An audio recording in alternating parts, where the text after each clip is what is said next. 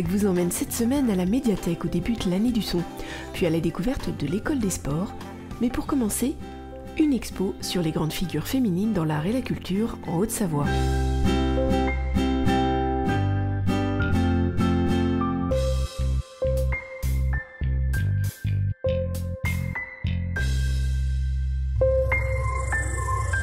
Les grandes figures féminines de Haute-Savoie dans l'art et la culture.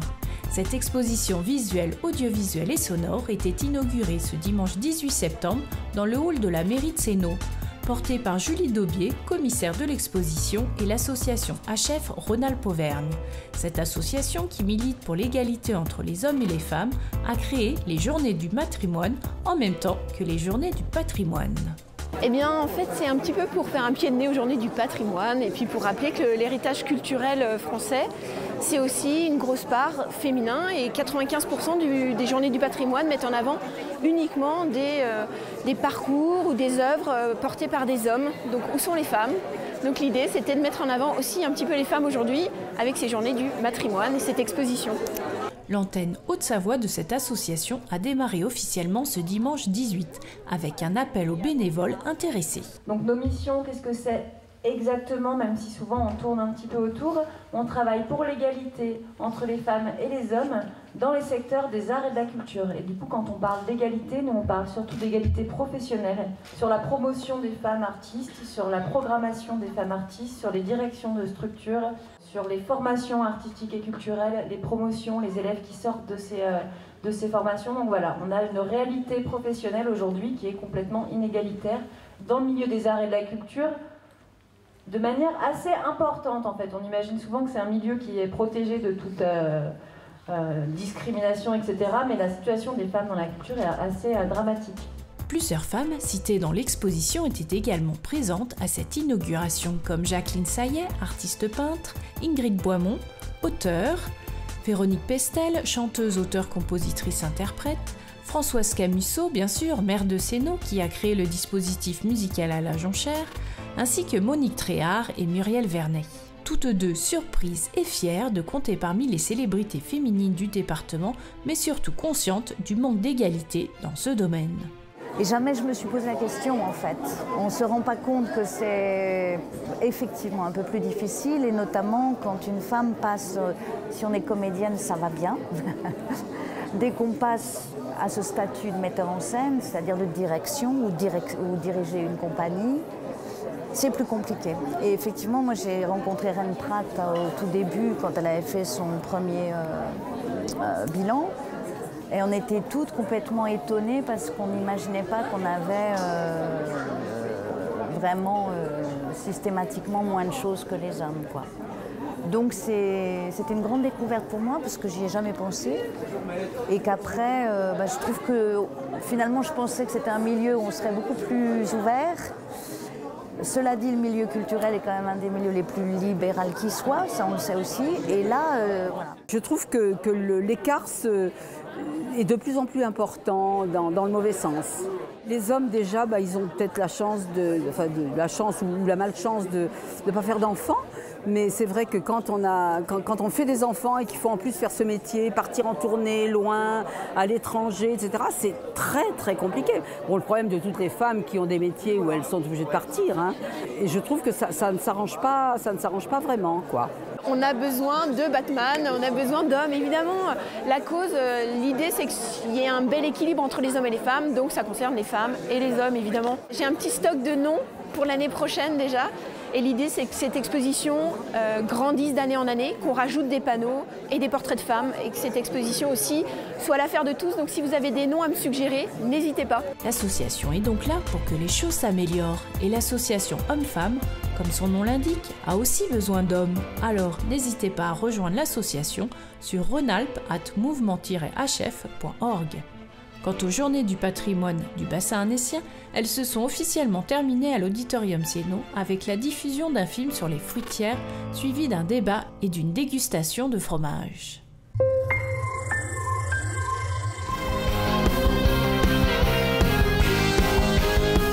Des silhouettes sonores ont pris place dans l'entrée de la médiathèque de Sénaux, l'œuvre de lycéens des Brécy dont les enseignantes ont trouvé un biais innovant pour les faire lire. la bande dessinée, ce qui les a amenés à travailler sur le thème de la différence. L'idée, c'était de faire lire les jeunes, leur donner l'envie, en passant par la bande dessinée. Donc on a travaillé avec ma collègue Céline Laborel, au lycée Les Brissy, sur les Mohamed de Jérôme Rullier, qu'on a contacté très rapidement après la lecture de cette bande dessinée et qui était très enthousiaste pour travailler avec des jeunes et avec nous. Et donc très vite il a rencontré les jeunes et avec lui les jeunes sont entrés dans un processus de création pour créer des silhouettes sonores et petit à petit les jeunes ont dit qu'ils voulaient faire un travail sur la différence. Cette première exposition ouvre l'année du son qui aura lieu jusqu'au mois de juin à la médiathèque de Sénou. En fait, de septembre 2016 à juin 2017, on propose plein d'animations, plein de rendez-vous. Alors un des grands rendez-vous, ça sera le mardi 6 décembre à 18 h, où il y aura le lâcher de lanterne. Donc tout le monde peut venir librement, sans inscription, lâcher une lanterne sur la place. Ça sera un moment très très beau, très poétique, très merveilleux. Et ce n'est pas tout, vous allez en avoir plein les mirettes, plein les oreilles et plein les papilles. La médiathèque vous invite à créer un gâteau pour fêter son anniversaire. Alors quelle forme prendra-t-il? Un livre, une lanterne, c'est à vous d'en décider. On invite les gens à faire le gâteau d'anniversaire des 10 ans de la médiathèque.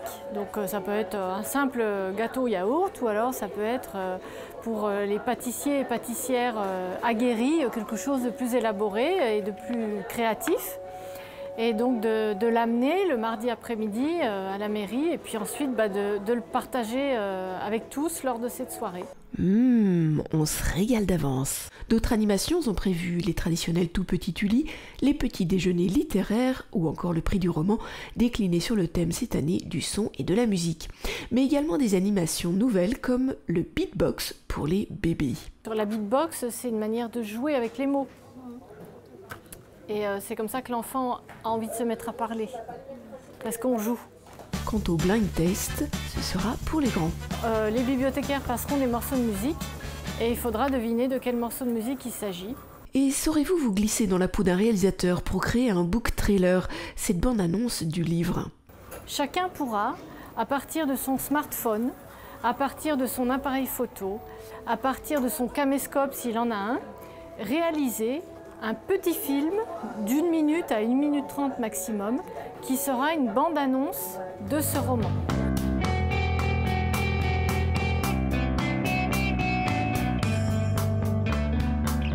Amanda, c'est cette nouvelle fille au lycée. Elle peut être très intimidante. Elle est vraiment étrange. Elle est très extravertie. Elle a demandé à chacun de nous trois d'être son guide. Jamais personne n'avait rencontré quelqu'un comme elle avant. Maintenant qu'elle a disparu, nous devons agir ensemble pour la retrouver car elle ne s'est confiée. Donc il faudra donner envie de lire un des 8 romans de la sélection ou plusieurs en réalisant un petit film.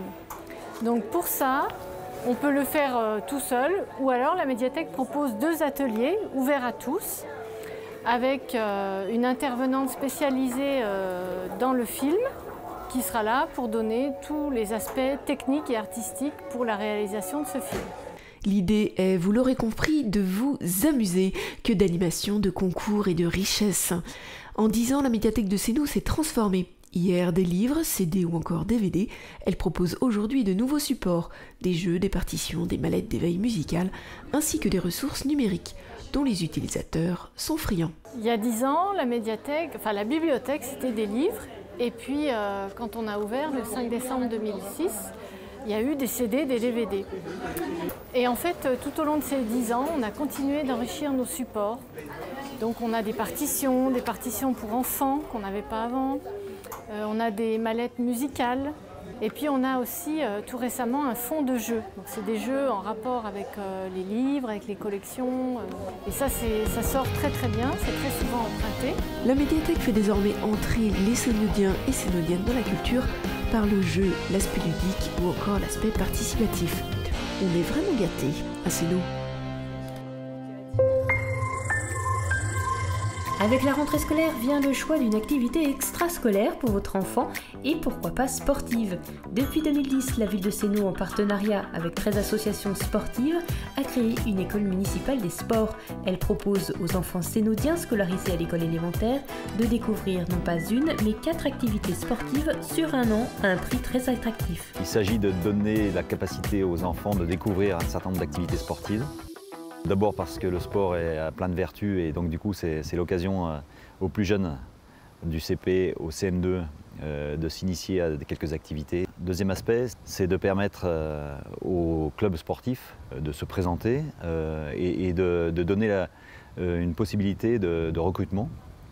Et puis en complément de ça, c'est que les recettes éventuellement générées sont réparties aux différentes associations qui participent à cette école des sports. Les activités proposées sont variées: judo, basket, karaté, natation, tennis, tennis de table, taekwondo, latino jazz hip-hop, boule, échecs, tir à l'arc et boxe.